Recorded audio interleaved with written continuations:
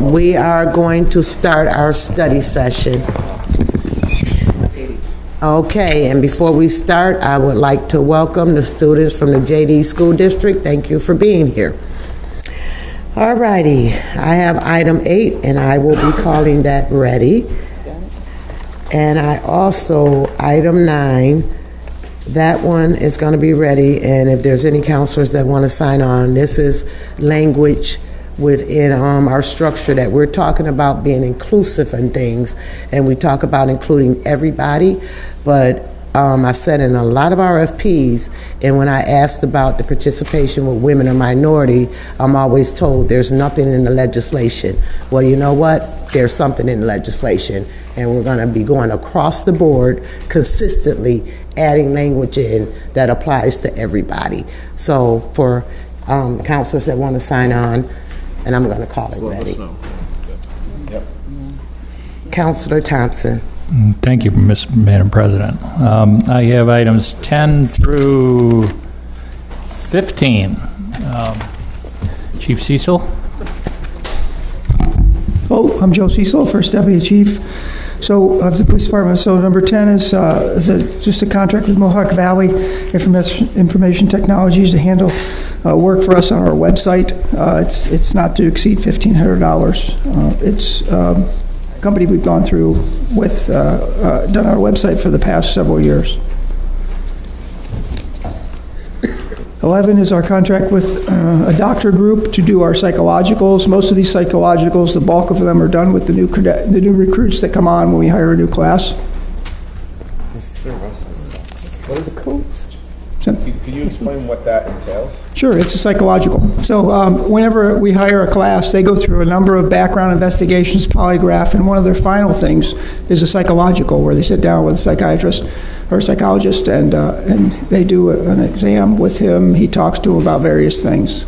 So, okay, thank you. And this is in the hiring process, but is this in the process as well as, let's say for argument's sake, if there's an officer involved or trauma related, they would go to the same person? Absolutely, yep. Number 12 is, again, it's a contract with Cedar Path just to handle some of our network, mostly with our COPS camera. It's not to exceed $10,000. It's just for maintenance work on our COPS cameras. 13 and 14 are the...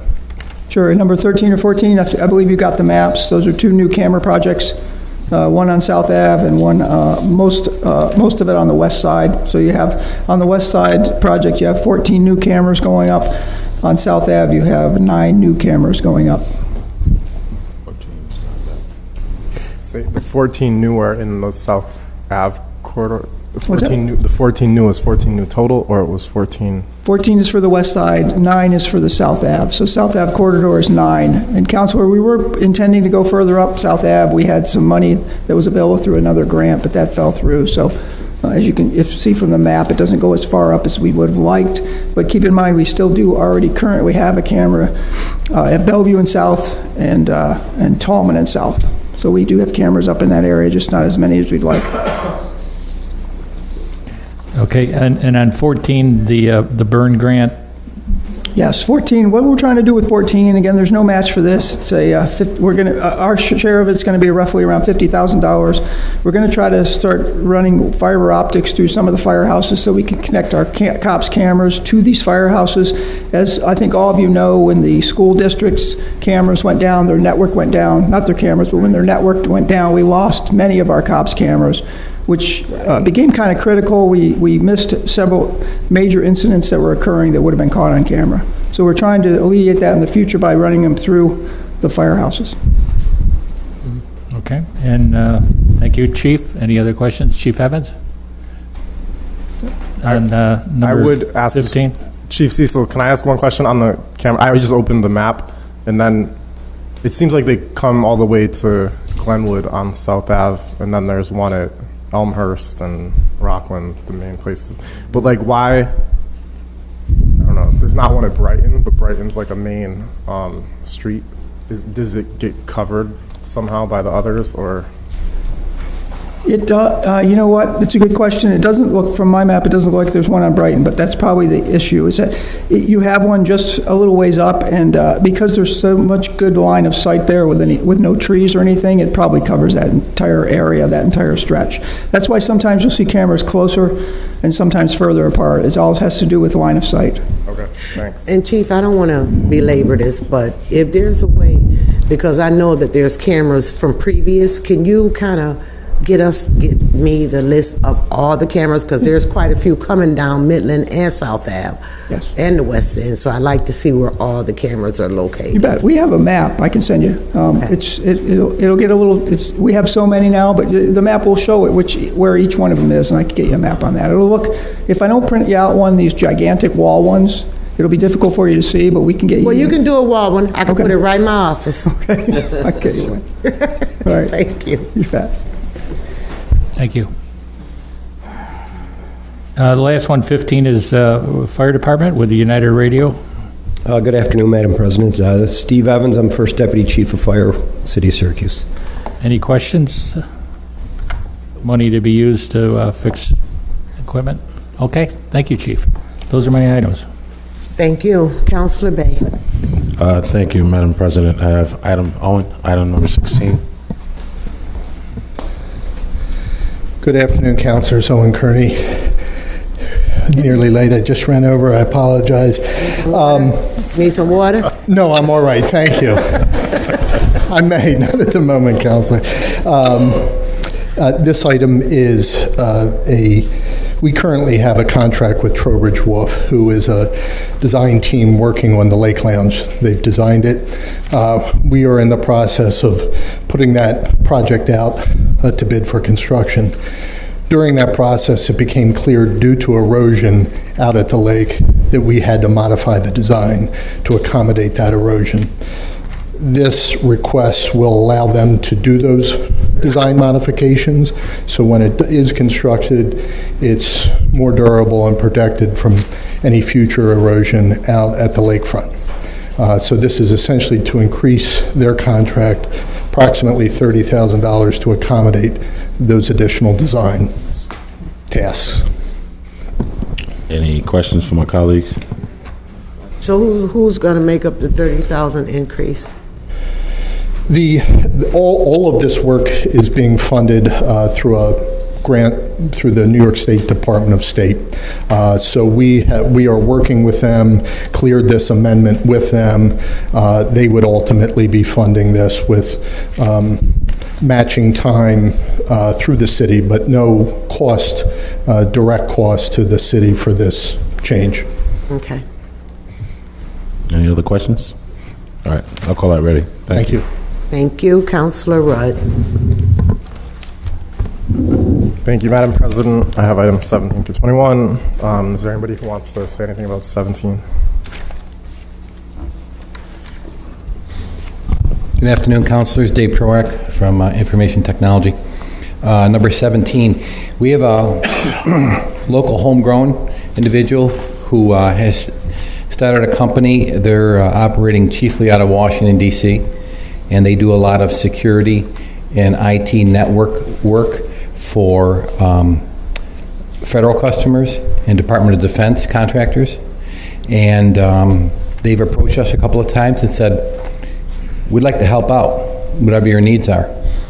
So we are always looking for an opportunity to increase our security posture, even without the events over the last couple of months. But it's a scary world out there, and we're going to take them up on it. It sounds patriotic, but can you elaborate on the at no cost? Since that, I think, causes us to all say, I say at no cost. It's going to cost us zero. Why are they doing it? My guess is two things. Homegrown guy, still has family in the area, sees the resurgence going on, wants to be a part of it. And second of all, he could then use this engagement to hopefully branch into state and local government work. He does federal and defense contractor work now. So right time, right place for us. We could use it. And we're happy to engage him. I mean, I guess the concern would be, is he going to have he's going to have access, obviously, to a lot of information. Sure. But he's not able to then use any of that information outside of our own, whatever we're contracting him to do, correct? Or, because I understand that probably the argument is he wants to deal with people, and he sees an opportunity to move into local governments to make a bigger profit for his company and his consulting, but we're not allowing him to use any of our information after the fact with other... No, and the engagement will be governed just as if he was being paid. But we don't have significant...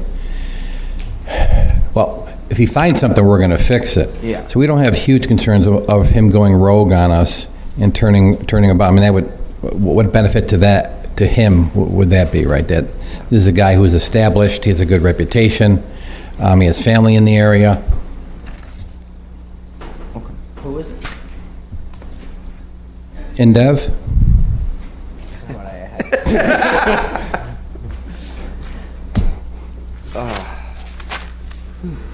we know who the individual is? If he charged us, would this be an easier discussion? That was a joke. No, because we'd have the same concerns, we'd just be out money. Okay. Because Dave, wording is very important to me. Okay. And you said we don't have huge concerns. I'd have rather heard we don't have any concerns. You mean about him taking the information? Yeah. I don't have any concerns. This is the space that he plays in. This is what he does for a living. Okay? He has a special interest in performing that service here. All right? So, take him off the table. Some of the same activities and services that they're going to perform for us for zero, we pay people periodically to do the same thing. We have penetration tests. We have vulnerability scans. We have this occur on a monthly basis. We have a risk assessment done. So we're always testing, poking, and paying people to poke and prod us. The difference is this gentleman has a hometown hook, and he's not charging us. But he's already established this. They're not going to be doing anything for us that they don't already do for the federal government and for defense clients. But I think it is a different space he may expand out into. So he would be able to what Chief Cecil was just talking about, connecting the cops' cameras into the fire stations. Would he be able? No, he's more going to check our health and our defenses. But IT is starting to work with the police folks on that specific project. And I was just saying that because of the fact that we had the school district, and that was an attack, and we were connected to the school district. So would he come in and help us there? I believe, yes. Okay. If we, pass this agreement, would he then be the only individual that, as you said, pokes, prods, checks on our... Well, I don't think he's not going to be involved. He has staff members that does it. This is not... I don't mean the company itself. We wouldn't then go contract out with other companies to come test continuously as well? I don't know how long the engagement's going to be. Okay. He's the one that's at our doorstep now. But we periodically do this grab out third parties, come in and test. It's kind of like going to your doctor. You don't want to all the time go to the same doctor all the time. It's nice to go to a brand new doctor and just say, here, check this out. And I'm sorry, how long would this agreement be for? I would guess it would take maybe a 90-day term or so. Okay. It's not going to take years, nothing like that.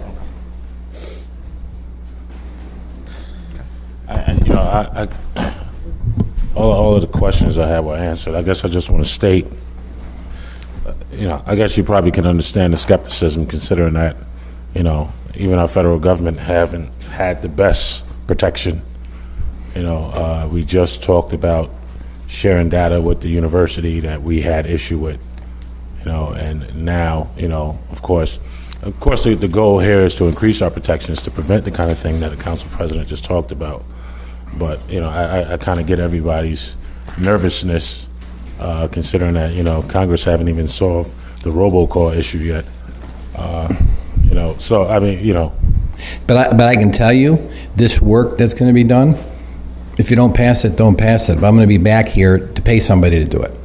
Yeah, we need to be doing some of this stuff. It's a scary world out there, and the bad guys are very, very good at what they do. Mm-hmm. and good security can always be defeated. It can always be defeated. Right. So the bar is very high, and this gentleman approached us. They have a suitable experience. They do this all the time on a larger scale. Yeah.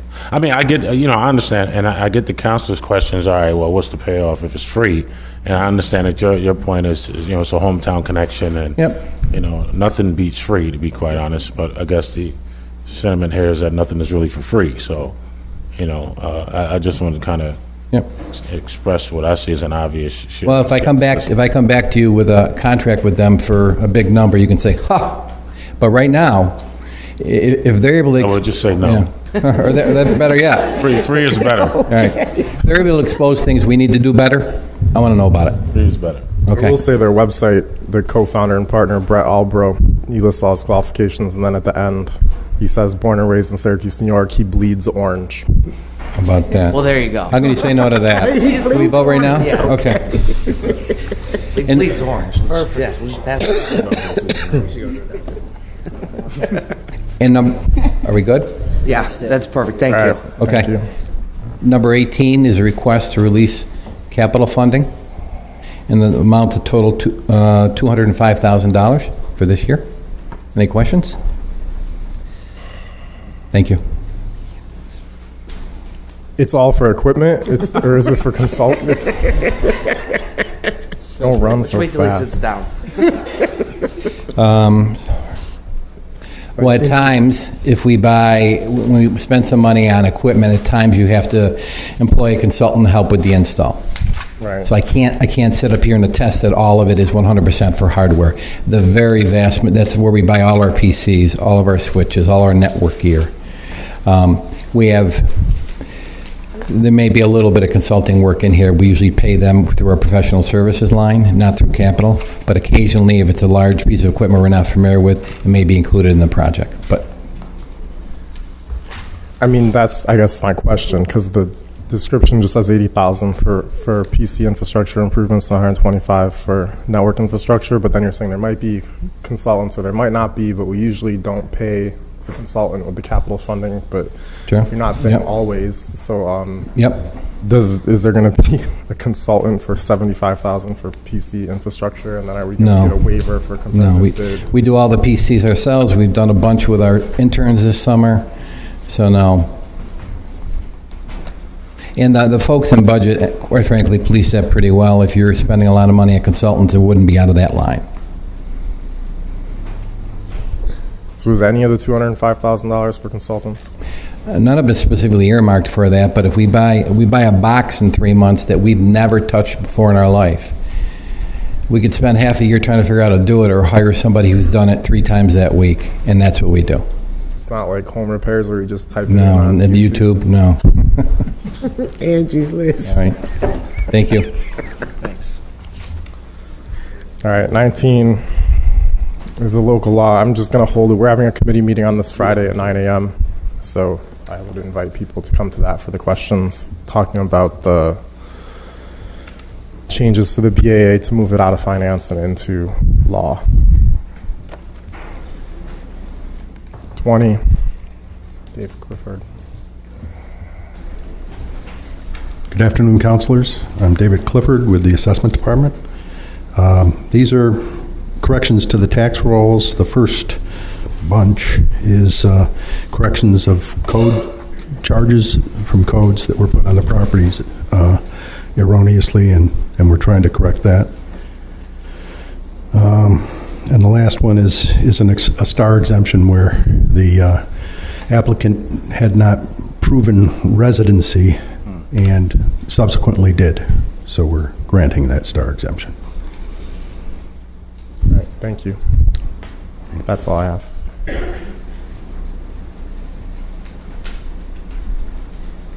You have 21.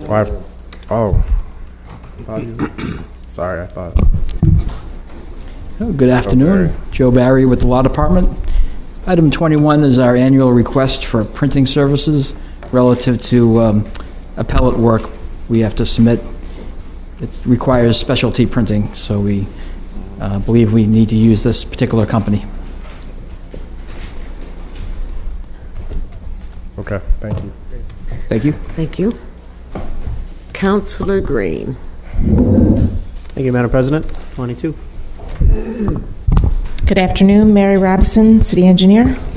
Item 22 is requesting to adopt the Onondaga County Hazard Mitigation Plan update so that the city can become eligible for grant opportunities from FEMA for mitigation projects in the city. Some new projects that we've added to the plan, in addition to the ones that were currently on the old plan, are the Skinny Atlas Lake harmful algal blooms, severe storm flash flooding, and additional work for the Onondaga Creek flood risk reduction. The letter had a link to the hazard mitigation plan, and the section 9.33 is the city's direct portion regarding the plan. Thank Can you. I ask a question? Yeah. So I heard you talk about the creek. So is this going to help alleviate some of the burden off of the homeowners on that creek? Well, the purpose of doing the plan really is to have these projects be part of the plan, and then we would be eligible for mitigation funding from FEMA. So yes, accepting this plan will not automatically get us money, but it will make us eligible to apply for money. And if we do get the money, is it going to spread Yes. out to the residents? The purpose of the Onondaga Creek flood risk projects would be to help remove people from the flood zone. Okay. What are we agreeing to do anything specific with this? No. It's our plan for trying to eliminate hazards, and the real purpose of the plan is to try and get funding, grant funding. But we're not committing local funds by agreeing to this. Or any actions or anything? Right. Okay. Any other questions? Thanks. Thank you. 23. Good afternoon, Councilors Owen Kearney with the city's planning division. We were before you previously regarding a project that the city is working on with SURA, and that's particularly the focus of the project is the redevelopment of the park space, the SURA-owned space at Salina and Fayette Streets. The project itself has funding allocated from both SURA and Syracuse University via connective corridor dollars, essentially the remaining connective corridor dollars. The legislation that's before you, and we were previously before you, to use some of those Syracuse University dollars under the city's street structures contract. The request today is to increase that not-to-exceed amount to allow all those connective corridor funds to be used by the city for the project. So our request today is to raise the not-to-exceed amount from $60,000 to $173,000, which is the full amount that SU is committed to providing this project. And the reason for doing this is so that these funds essentially have to be spent by the end of September, $173,000. In an effort not to leave any of those dollars on the table, we want to be able to use them quickly, and the street structures contract is in place, and these funds would largely pay for two things.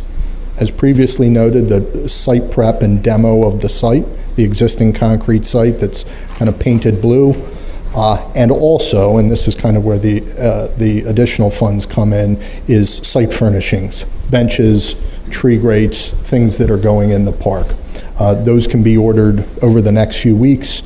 We can use those funds, allocate them towards the park, and get that reimbursement from SU in a timely manner, rather than wait to the end of the project and those funds may or may not be available.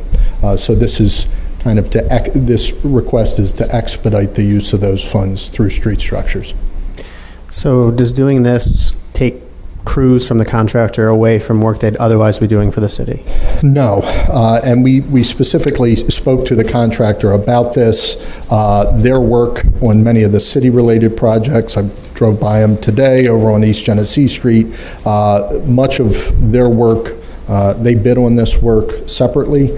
They are contracted directly with Sura, and this work will not take away or pull them off any of those other work they have, which is perhaps not much of a concern to the city, but other city work that they have, replacing corners, sidewalks, and things like that. And what's the timing we think of when this will be completed? This year. We're planning on completion this fall.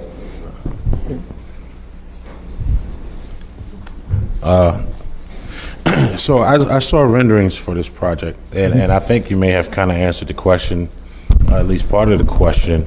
I want to state that maybe, and I believe there's some councilors who may not have seen the renderings, so if they could be shared. I will say the renderings, though, at this point didn't appear to do the project any justice. Okay.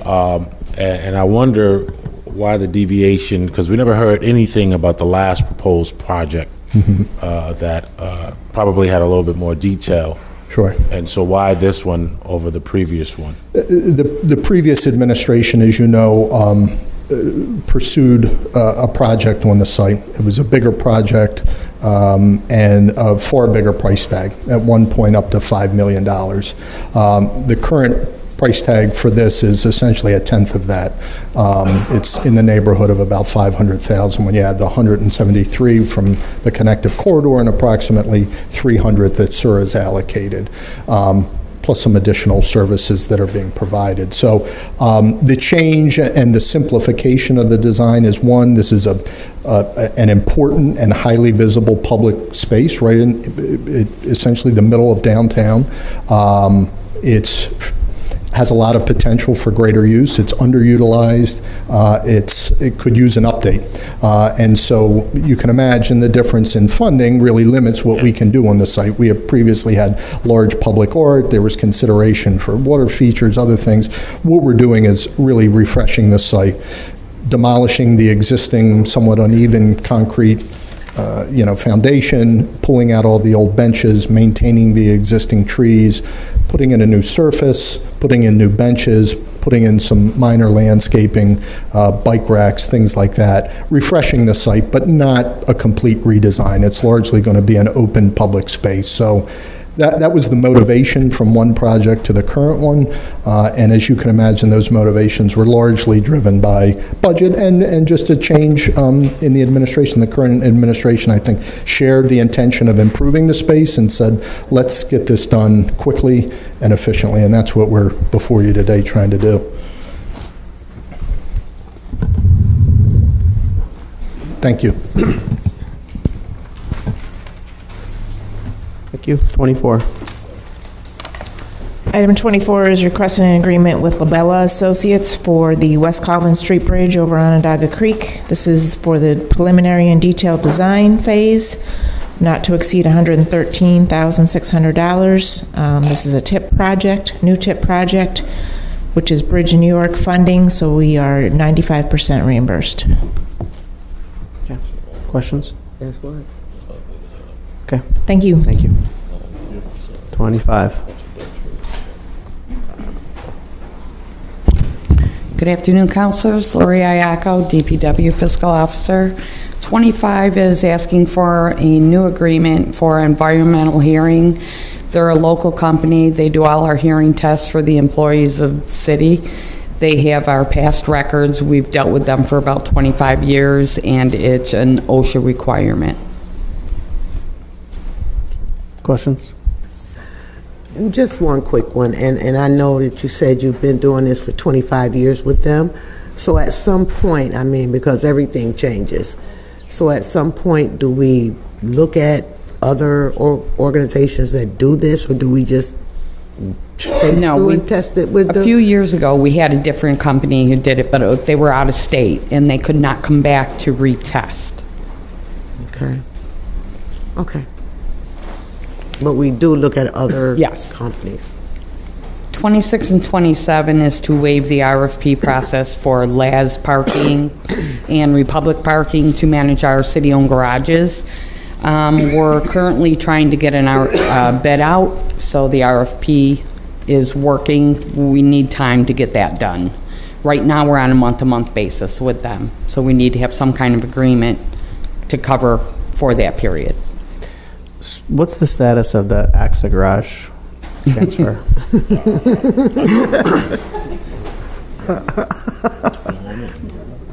Corey Dunham, Chief Operating Officer. Do you want to elaborate on status?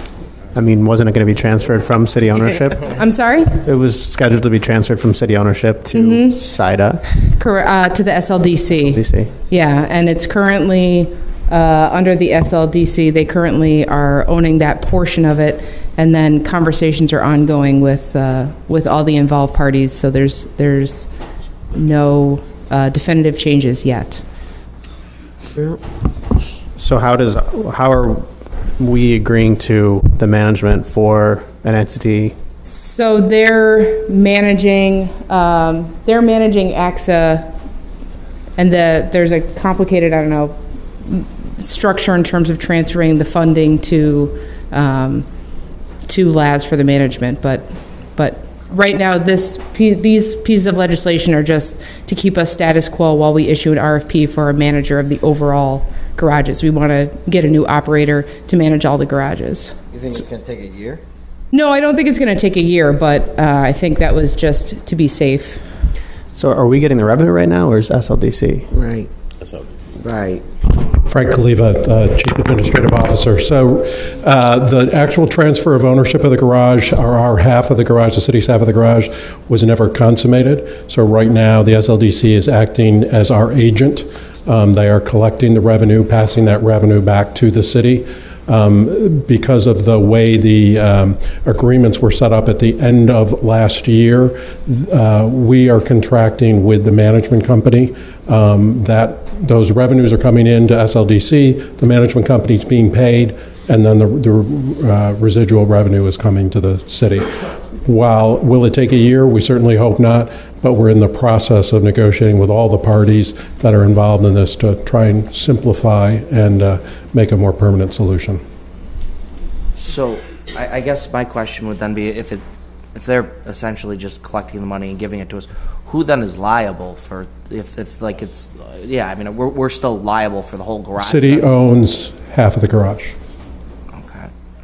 The SLDC is acting as the city's agent and collecting the revenues. Why did it not get finalized? Mostly based on a very unfavorable state grant that was meant to fund the improvements, and it came back considerably less than what the city anticipated, with some covenants in it that the city did not anticipate. So we've been negotiating that with the state, and the SLDC preferred not to take full ownership until we had finished negotiating with the state. So it's not contingent on the amount of money that the city gets, or SLDC doesn't want to take the garage unless it's in better condition? SLDC would prefer, and rightfully, that there is a clear path to the improvements on the garage, and right now that path is not clear. Yeah, so Frank, it was my understanding that the reason we were transferring the money over was because of this grant. Correct. And that they had access to a large pool of money, and that it was going to be much better for the employees in that building and for us to get out of it, give it to them. So you're saying there's a gap in the amount of money that they thought they were going to get in that? No, it actually wasn't a gap in the funding itself. There's a small gap in the funding. There's a contingency in the grant incentive proposal. In fact, it did not come back as a grant. It came back as a loan. That was the first problem. Okay. The second problem is there's a contingency in there based on one of the tenants continuing to be a tenant that the city was not anticipating. And so we've been attempting to renegotiate that incentive proposal with the state.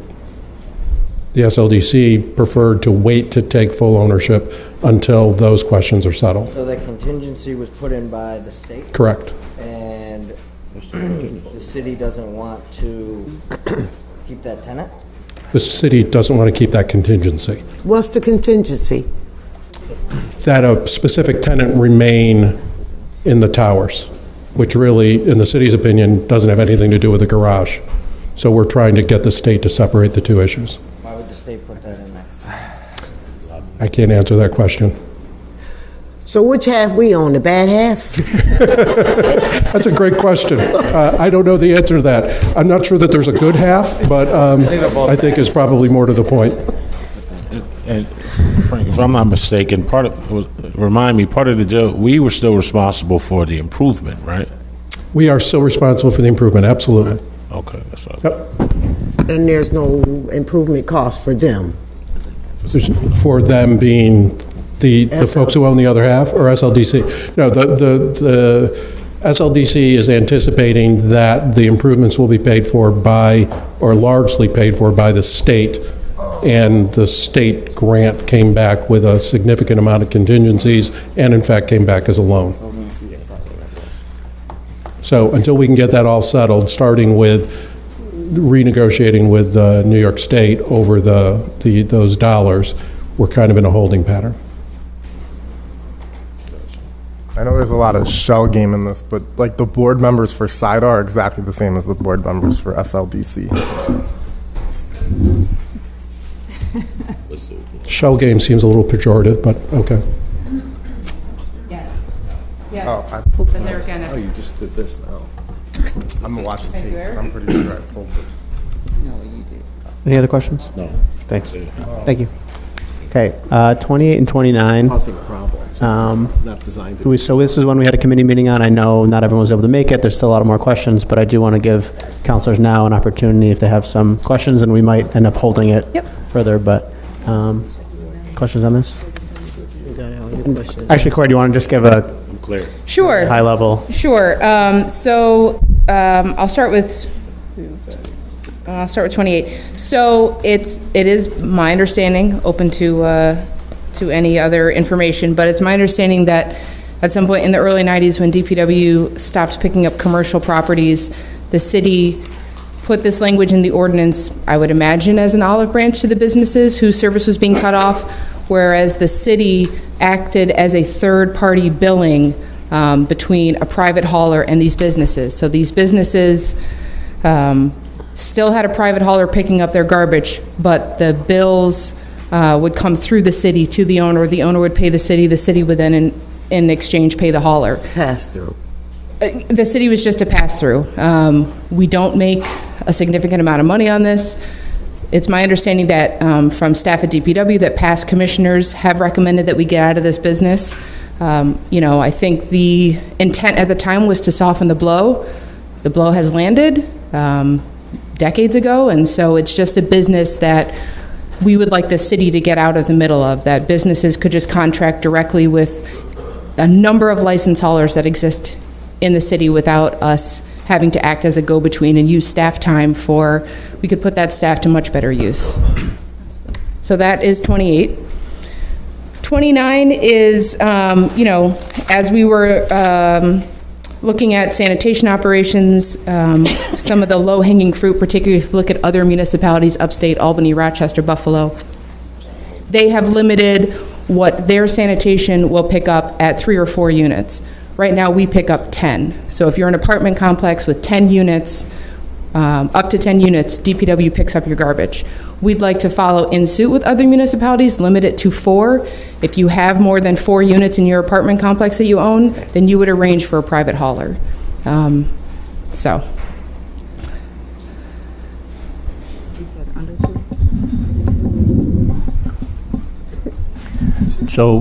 I just want to reiterate some of the concerns and questions that I had earlier. Can I just add one thing to what I you figured. said was clear, Maybe. but I was the deputy commissioner. I know. This occurred. The real reason this was done was to create a collective bidding process. That the individual business would not be able to get as good a deal as the city by putting together a number of businesses to be hauled. Now, whether that's the way the practice went forward, I don't know. Right. But the idea was not to let these businesses out there negotiating their own trash pickup, but using the power of bidding for a number of locations to keep that price down. That was the original intent of this. And I think just over time, the value that we add is diminished, and that, that you can get a competitive price with a number of haulers that are licensed in the city. But I'm sure at one time the city was able to get a better price, and it's just doesn't seem to be the case anymore. That being said, if these companies, there's 137 of them that we currently do billing for, a number of them are libraries, the water department's on there, so it's not all businesses. I know that Councilor Carney's business, I believe, is on there now. Syracuse Haulers has extended to, grandfather in the cost, and then for 1 year for the people that are currently on there, and then have a conversation with the businesses. They don't anticipate a significant rise in costs for these folks because currently we're not getting that great a deal for the businesses that are involved. Okay, well, that was one of my questions, which the clerk asked, as you know, and I guess has been answered. One of my questions back to you was, is there a way to, there's 137, I guess what we should look at is seeing how many of these need to get thrown out because of what you were speaking about and what number it gets down to. How many were there originally when this started to see if it were more competitive for that, and whether or not it's possible to keep, or whether we would want to keep the RFP so that would be put out, and then the billing would be done by the haulers. Yeah, and I guess the question begs, is that really our role to negotiate services on behalf of businesses? How about we negotiate for energy prices for businesses, or we negotiate, I don't. We do. Councilor Green might be in favor of that. I just question whether this is really our role at this point. Obviously, the nature of the city evolves and the services need to evolve with it, and I guess the question would be, do we need to take it off, or could we just stop doing, If you didn't offer the service, but it still stayed on the books, it would allow you at a future time, if need be, to continue, right? Well, there's still staff time involved in issuing the RFP, and, it's just, I think our stance is that this isn't a business that the city needs to be in right now. We don't need to be a pass-through between private haulers and businesses who need trash picked up. Okay. But I will get you the list of the businesses. You could sell me on that one. Okay. The next one is 29. Yes. How many, this is how many businesses, I know you're going to look into that. Yep, how many residential properties would be impacted? Yeah, from 5 to 9, what the difference is. Can we just hold that until we get all the information? These are all going to be tabled. There's no legislation anyways in your book yet. Okay. I guess you're going to have a committee meeting on this before you? We had one on Thursday. Oh. I was going to give you the award for August for government employee most able to talk about what she wanted to talk about instead of what the council was asking for. So the committee meeting was about the financial restructuring board, and you very aptly came in and had a presentation ready where you chose to talk about 28 and 29, which had nothing to do with the recommendation. I would argue with the premise of your statement. That and set it up, but it was Corey and I talked about. Okay, well, I'm just saying that's the very good job. Well, I give you an award for asking questions that weren't what I was set to I would present. say that other councilors, I don't think had a fair shot to know that was going to be the subject of that meeting. So don't say there was a meeting on that when we didn't really have a meeting on that. If we want to have a meeting on the FRB, I'm happy to have that. That was not the proposal that we made to Councilor Green on why we wanted to have a meeting. Okay. That's fine. Yep, I agree. Great. Maybe we just didn't get that message. Okay. So Let's go to item 30. I didn't finish my. Okay, go ahead. Okay, so you're going to get those. Yes. You're going to get the number between there, and you're going to also give us some sort of information relative to cost savings by if there are 500 or 600 locations that don't have to get picked up. Sure. What we're going to do with the additional manpower and all that stuff. Right? Okay. Thanks. You're welcome. So we're going to hold these? We'll hold them. Okay, thank you. Okay. Item 30. That's a good question. So with 29, was the plan, so all these properties, and you're going to get the number of 5 to 9 units, how much are you going to take off their taxes now that you're not picking up their trash? I mean, for their taxes, they also get police responding to their properties. They get fire protection. I mean, it's a bit of a ridiculous question. We don't anticipate a tax decrease because we're providing a service that other municipalities have decided really should. These are not.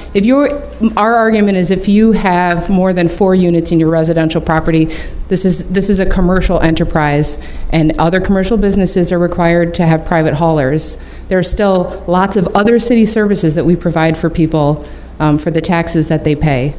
But keeping in line with what other municipalities have done, we think it's reasonable. The line has to be drawn somewhere. Other municipalities similar to our size have drawn it at 4, and we believe that, that 4 is a reasonable number to draw the line instead of at 10.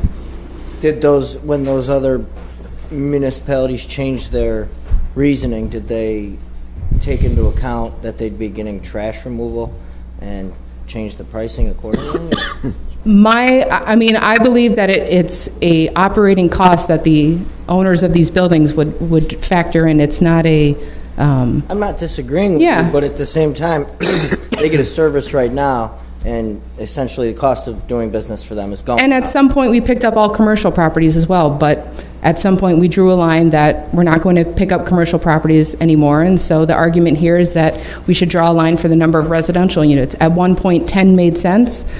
Given the changing conditions of the city, we think the services should adapt as well, and so falling in line with other municipalities, we'd like to draw the line at 4. I just don't think it's business friendly of this administration, so. That's fine. May I clarify, though? There's not going to be a reduced, an increased cost to these businesses if your argument is that it's just a pass-through, right? The cost is going to be... These are different ones. So for the first item where we're the pass-through, we don't believe that there's a significant cost increase. For reducing the number of residential units, folks that own properties that have more than 4 residential units, that up to 10, between 4, more than 4, less than 10, that are currently getting a service from DPW to pick up their garbage, free, would now be hiring a private hauler to take care of it instead. Okay, and not for this meeting, but for information for our purposes, it would be helpful to know the results from other jurisdictions that have done this. If having the individual responsibility of a landlord essentially doing this garbage collection, if that reduces the amount of garbage that's going in the garbage stream versus recycled. Sure. Because I imagine that if the owner takes some responsibility, maybe there's some more responsibility for that. And there is certainly a cost savings for the city. Ann Fordock, the Deputy Commissioner at DPW, has done work based on the average amount of waste that each individual person creates, that if you are able to, base it on the number of people that are in the units, there is an estimated savings in terms of what the city would pay, because when we pick up more trash, we don't do that for free. There are tipping fees, and that's a real cost to the city. Great. All that information will be really helpful. Okay, Thanks. great. Thank you. In reference to the businesses Yeah. and this, where are you getting the information that it's going to be a minor increase? Like, do they have the haulers thrown out numbers? Have they done the research to know what it's going to cost them? Because again, the argument is the benefit to the businesses in the city is you're going to get a better price because we collectively come together and bid it together and go through the city. Now I understand that the argument is that we're wasting staff time, and I'm a big fan of getting government out of businesses. Okay, Sure. The less that you have to do with what I have to do, the better. Right. Okay, but are we going to look back after we go and do this? Because I'm sure businesses are going to come back if it is outrageous, saying, my trash fees doubled, or it was 1.5 times what I was paying before, and I'm paying you taxes for the property or whatever. The different businesses. I rent my property, so I'm not paying property tax. So I'm not going to be the one that's saying, geez, I'm whatever. Though I'm paying, I do a certificate of use and all those other added-on fees that businesses have to do. Sure. So I would be concerned that somebody that is a property owner that owns their building, that is making a large investment into the city, is going to come back and say, I'm getting less for what I'm paying for. And they are going to do that. It's a question of how much is that increase going to be, and do we have numbers to back up the statements that you've made here today? Sure. We have had numerous meetings with Syracuse Haulers, who's the current vendor that we're working with, to make comparative figures of what it would be without this contract. They were available at the committee meeting, but there weren't any questions asked of them at that time, but we could certainly follow up with them to have them confirm. But also at the same time, Syracuse Haulers is not the only game in town. There are several vendors that could offer competitive pricing for businesses, and that's just up to the market. I'm a big fan of the free market. Sure. Okay? Me too. Fan. But if it gets to the point where businesses are seeing significant increases, is this administration prepared to come back to the table and have a conversation about putting this back on the books? Absolutely, and that's my concern. Yeah, that's absolutely, and that was the start of the conversation, was to sit down with the current vendor that we're using to say, do we think there will be significant cost increase? And the feedback that we got for them was, not really. You're not getting that big a discount from what you're doing right now. I'd be curious to see how they arrived at those numbers. And I apologize, I wasn't able to make That's the okay. committee meeting, but that's probably the biggest concern, at least for businesses. Yeah, no, I'm happy to get that information. Thank you. Thank you. Item 30. Yeah. Item 30 is just increasing the not to exceed amount by $5,000. These are for the poles that we had a waiver for. We sent out to bid, and the bids came in 3.5% higher than we anticipated. Questions? Can I ask why was that? Was it from an old quote and then we went later? Why were it such a high? When this originated, Lonnie was here and he had given us some numbers, and then when we came to council to get this and we had to send it out for bids, the bids were higher. I don't know if it's because materials have increased. I don't know. How long ago was that, Lori? Like maybe 2-3 years? This was, I think, 2 sessions ago. No, but I'm saying, when did Lonnie send it out? That was a couple. That was. Oh, I think Lonnie might have gotten these numbers. I think this might be a year ago. Okay. Things change. Okay. 31 is equipment for the sweeping and flushing department. We are getting 3 pieces of equipment: a new sweeper, a 6-wheel dump, and a 4x4 super cab. Questions? And we're auctioning off old equipment? We are. Okay. One of the sweepers and possibly 2 of the ones that we have. 6-wheel dump that is also going to auction, and we have an old pickup truck that our foreman is using and has no floorboards. And so when you auction, does the funds go back into the general fund? I think it does. We don't see any of it. Okay. Okay. Okay. 32.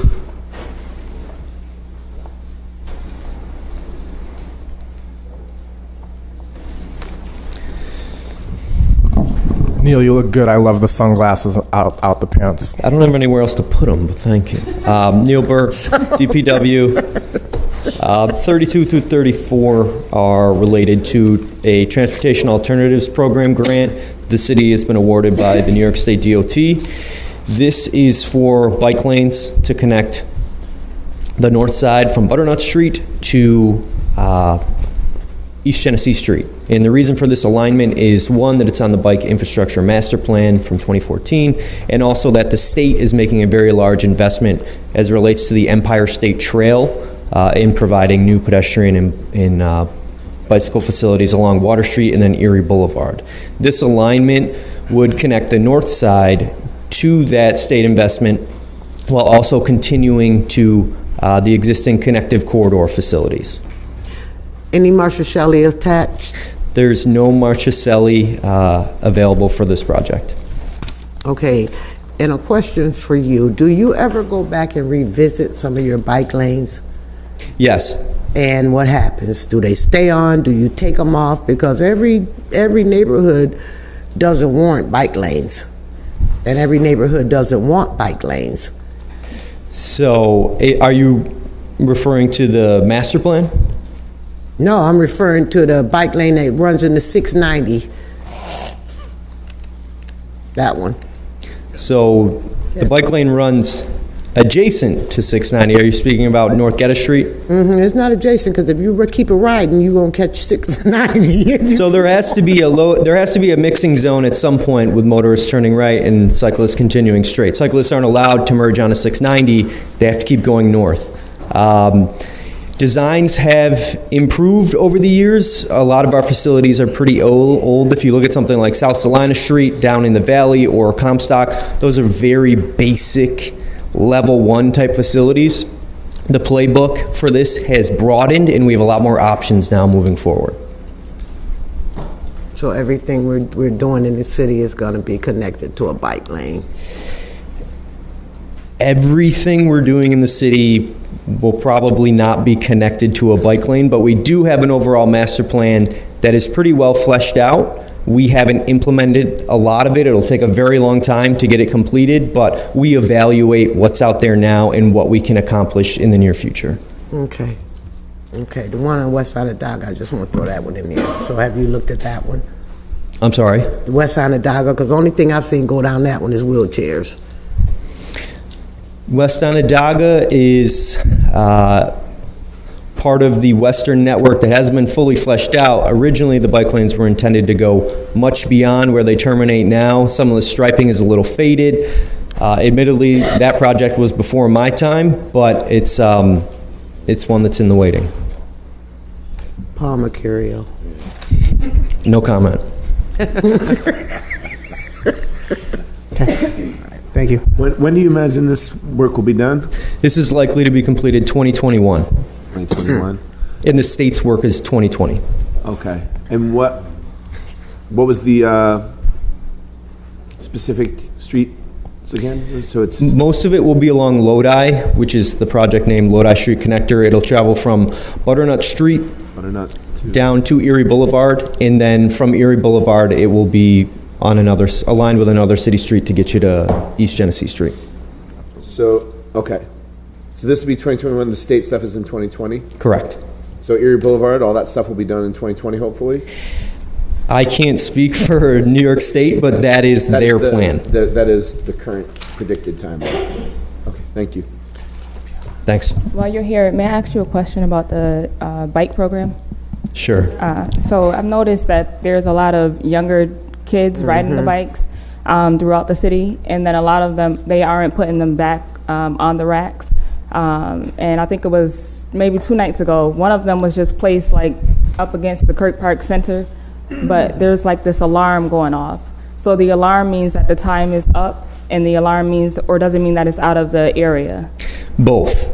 So if a bike's out of place, the company knows about it, and in our bike share program, just to back up a little bit, is fully operated and managed by a third party at no cost to us. So Gotcha Bike is the operator, and they have always on GPS for all of the bikes, so they know where they are at all times. They also can tell if it's upright, if it's fallen over. So they have local crews that work normal hours that come and pick up errantly parked bikes and also rebalance from hub to hub. So sometimes you may see one that's, maybe it's up against the SEALS Center or something like that for 12 hours, but it should be gotten to in the next morning.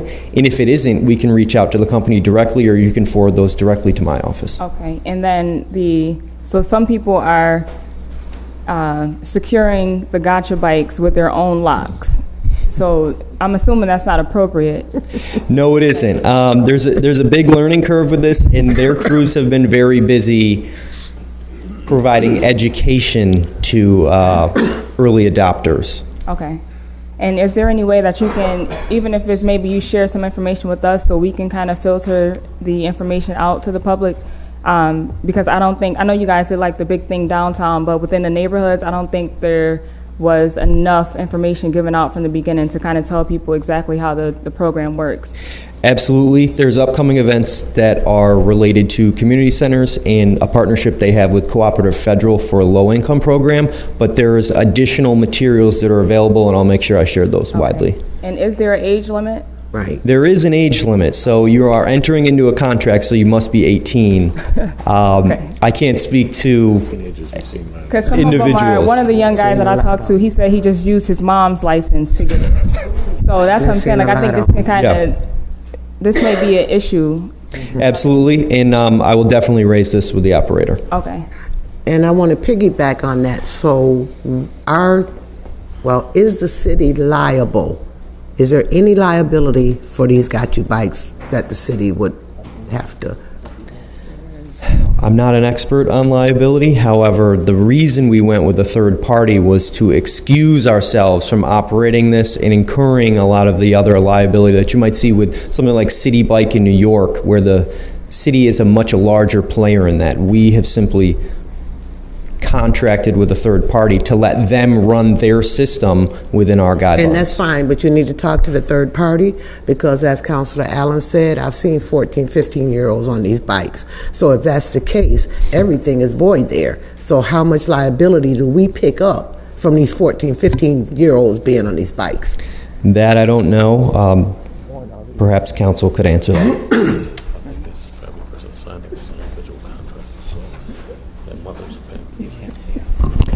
Good afternoon again.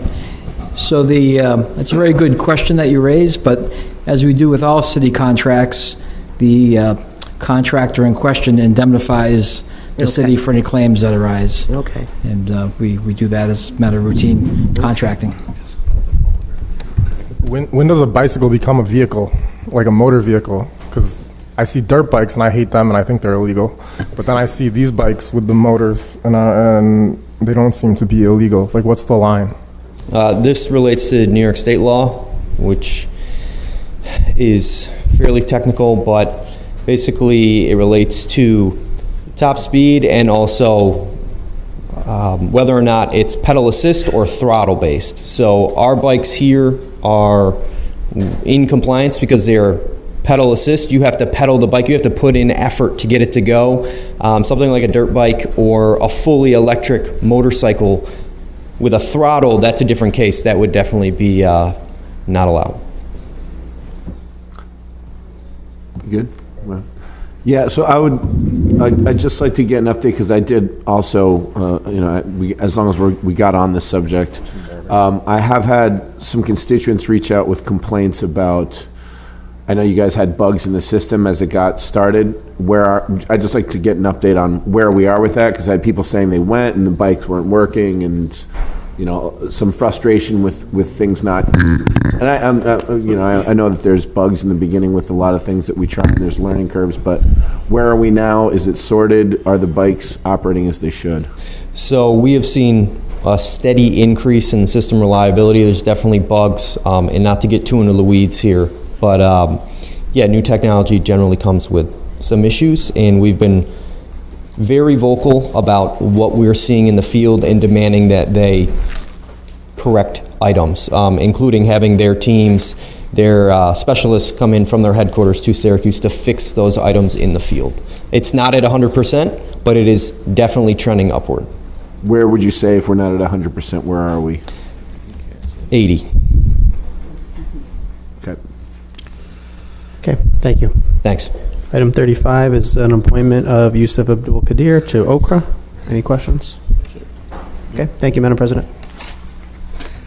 Councilor Carney. Thank you, Madam President. I have items 36 through 42. Good afternoon, Julie LaFave, Commissioner of Parks and Recreation. Try that again. Item number 36 is to enter into an agreement with a professor from SUNY Oswego in order to study birds in our city parks. And this is just for him and his classes? It is. He has requested access to unmanicured areas and outside between sunrise, sunset, so it's just formality. Do we have better birds in Syracuse than they do in Oswego? Absolutely. Yeah?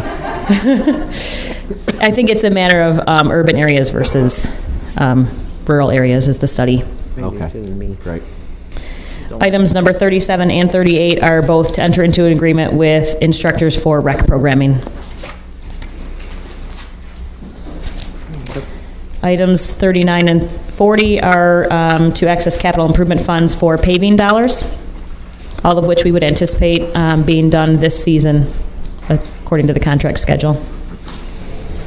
Are you doing the Inner Harbor Park? I'm sorry, Inner Harbor? Park, because it's sinking. That is not in this plan. Okay, it's sinking. I will write that down. Okay. Okay. The sidewalk is? No, the or just park, the paving? The paving. Okay. Item number 41 is permission to enter into an agreement with Galaxy Communications. This is in an effort to increase attendance and guarantee the city a guaranteed revenue every year, one-year pilot program to start, but for Clinton Square Ice Rink as well as Sunnycrest Ice Rink. Is there a reason we're not RFPing? We believe that they're a local company. They already have done this exact model with County Parks for Lights on the Lake. They have the connection, and we're trying to get it implemented for this year. I tasted it. I like it. Yeah. Any other questions? Nope. No other questions about that one? I'm going to call that ready. 42. Okay, and item number 42 is a waiver of competitive bid for the repair work that has been done on Schiller Field. Unfortunately, there was not enough time to go through the process in order for the repairs to be done. No, look, I get it. I guess my concern is have we taken the necessary steps to prevent this from happening again? So we are working very closely with professionals, which are Ballard. We're going to come up with a maintenance plan. I think that due to the high usage of that field, we will very likely have to do a forced closure of the field every single year because I would anticipate that there'd be extreme wear and tear every year. I'm also making sure that we're getting proper training for our staff who have not had professional training in field maintenance, so we're taking a lot of necessary steps to do everything we can so that we can avoid this in the future. Okay. Yeah, well, and I think part of it was we tried to, I know it was brand new field that, we put a lot of money into. There were grants from, folks from the state, and I just, are we going to police it a little bit better for use? Because it's really, I know that it was sort of overused and really damaged because even though we tried to close it at times and monitor it and make sure that the roots could set and all of those good things that you need when you...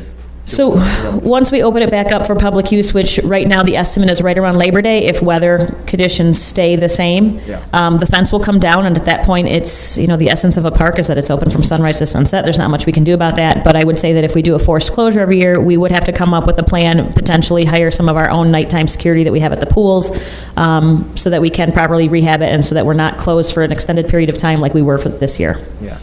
And I appreciate that because it is. Look, you want people to be able to use the parks all the time, but people aren't going to be able to use it if it's a mud pit. Correct. Weather has not been in our favor both last year and this year. Okay. Call that ready. Thank you, Councilor Allen. Thank you. I have items 43 through 57. Item 43, I'm going to call this one ready after having some conversations with the land bank to kind of know.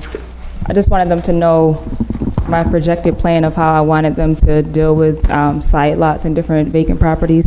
So I'm going to call 43 ready, and 44 is also ready, and 45 is ready. 46 has to be, yep. So 46, we'll have to introduce it and that'll be tabled. There you go. Yep. Any questions on 46? Any questions? You'll be having a committee meeting on this? Yeah, we're going to set up the committee meeting for one day next week. So as soon as we find a date and time, we'll get it out. Great, okay. Thank you. All right. 46. 47 ready? Sustainable energy. Did you have any updates before we get started with the individual ones? Yes, we would like to withdraw 48 and also 54, please. So withdraw 48 and 54? 54. Okay. Okay, thank you. Going back, 47 is ready. 49.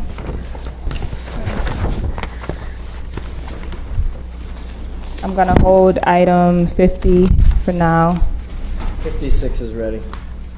Okay, we're on 51. So 51? I believe you. 51's ready. All right, 51 is ready. 52 is ready. 53. That's you. Is it ready? Councilor Ryan? You said it was ready. 53. 53 is me. Yes. Yep. 56 is not. Should have looked at that. It's more than the property's worth.